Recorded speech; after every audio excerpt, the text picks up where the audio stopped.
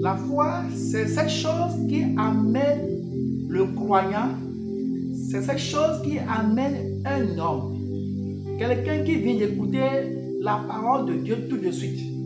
Quelque chose commence dans sa vie. La chose qui commence dans sa vie, c'est ça qu'on appelle la foi. Et la Bible nous parle dans le livre de Hébreux 11, verset 6, ça veut dire personne ne peut plaire à Dieu s'il ne croit pas. Si tu ne crois pas à Dieu, tu ne peux jamais le plaire. Impossible.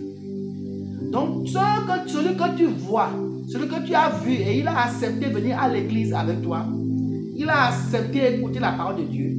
Il faut savoir que c'est quelqu'un qui croit déjà en Dieu. C'est pourquoi il écoute cette parole. Ça veut dire que celui qui s'approche de Dieu doit croire ceci. Il doit croire ceci. Dieu existe et il récompense ceux qui le cherchent. C'est parce qu'il sait que Dieu existe. Et lorsqu'il sait que Dieu existe, il sait que si je le suis, si je l'écoute, il va me récompenser. La récompense c'est quoi? C'est la guérison. La récompense c'est quoi? C'est la bénédiction. Trouver le salut de son âme. Quitter le péché et avoir tout ce que vous voulez. C'est ça qu'on appelle la foi. Et vous allez voir quelqu'un qui a la foi en Christ tout de suite et qui ne commence pas à aller à l'église, qui ne commence pas à fréquenter une église. Et vous allez voir si réellement il est arrivé là-bas pour le salut de son âme. Vous allez voir qu'il va commencer par grandir.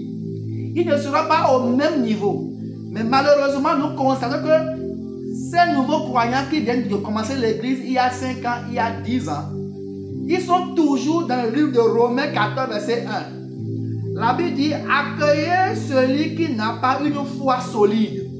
Ils n'ont pas une foi solide. Pourquoi? Parce qu'ils ne connaissent pas ce qu'on appelle la foi. Ils ne savent pas qu'avec leur foi déjà, ils peuvent faire de grandes choses. La Bible dit que Jésus dit, je ne veux pas de grande foi dans votre main. Si votre foi peut ressembler à une graine de sénévré, vous allez déplacer des montagnes. Cela veut dire que celui qui vient de donner sa vie à Jésus-Christ peut accomplir des espoirs. J'ai vu un monsieur, un grand dignitaire de la place, et son fils est aux États-Unis. Et lui, c'est lui qui intronise les rois.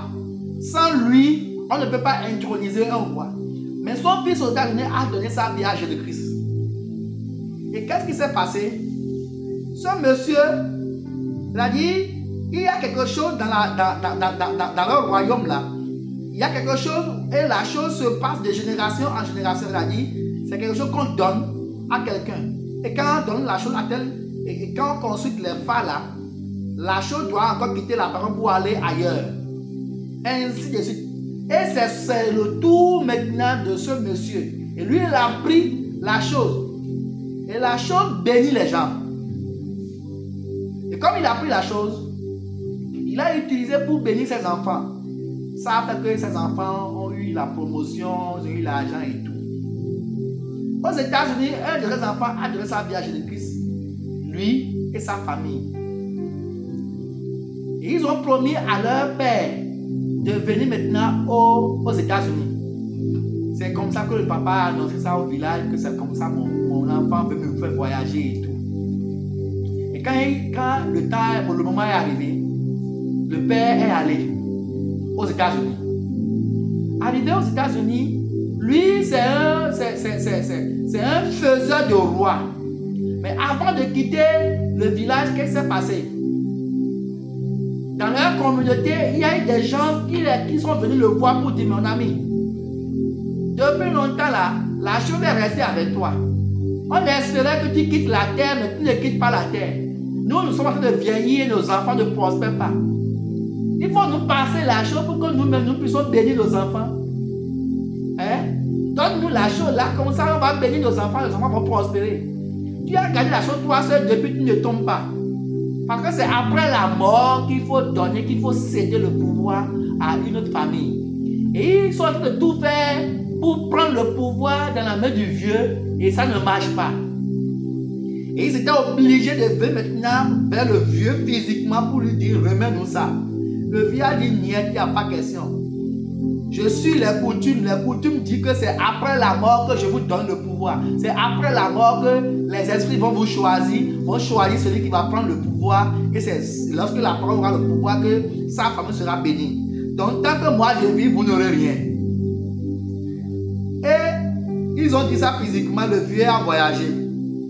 Et comme le vieux a voyagé, arrivé en Amérique, 5 jours après, le vieux a fait un rêve. Il a vu que ceux-là qui l'ont dit de lui remettre la chose, dans son sommeil, ils sont venus maintenant pour l'attaquer. Pour lui dire que quoi?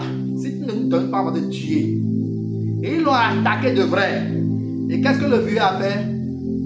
Le vieux s'est réveillé et il a commencé à prononcer ses paroles incantatoires.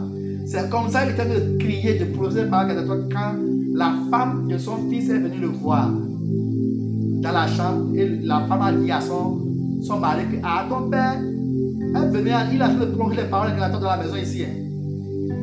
Depuis que le vieux est venu dans la maison, il y a eu des dégâts, les enfants tombent malades et tout. Et la dame disait que c'est le vieux qui a la sorcellerie. Donc le vieux doit repartir. Je voudrais vous montrer comment un chrétien doit se comporter. Cette dame qui dit que lui, il est un enfant de Dieu, il a menacé sa femme pour dire que si ton père ne quitte pas, moi je vais quitter. Parce que ton papa a la sorcellerie et il pratique la sorcellerie dans la maison ici. C'est comme ça. De combat en combat, ils ont informé le pasteur. Le pasteur est venu parler, pas de réponse. Et la dame a pris la décision maintenant de libérer. Et il a pris le billet d'avion. Et le pasteur dit, confie-moi le dossier, je vais gérer. Donne-moi l'argent, je vais payer le billet d'avion. Je fais tout pour que le vieux puisse rentrer chez lui. C'est comme ça que le pasteur a pris le dossier en main. Et il a couru de gauche à droite. Et il est venu, il a pris le vieux. Le vieux était abattu. Il n'avait plus d'espoir parce que tout le village savait qu'il était parti pour 3 mois. Et une semaine après, il va revenir en Afrique, c'est dommage. Il réfléchissait. Quand le pasteur lui a dit, tu ne vas pas retourner au village, mais tu vas rester chez moi les 3 mois là. Moi, je vais t'héberger pendant 3 mois. Alléluia. Voilà ce qu'on appelle l'amour. Le chrétien ne doit pas fuir le sorcier. Le chrétien ne doit pas fuir les pratiquants de ces choses. Nous devons leur montrer l'amour que nous avons. C'est ce que ce pasteur a fait. Il a accueilli maintenant ce vieux. Il a dit, viens rester avec moi. Il lui a donné une chambre. Il lui a donné l'amour qu'il faut. Romains 14, verset 1 nous dit que accueillez celui qui n'a pas une foi solide. La foi de ce vieux est différente de la foi de Jésus-Christ.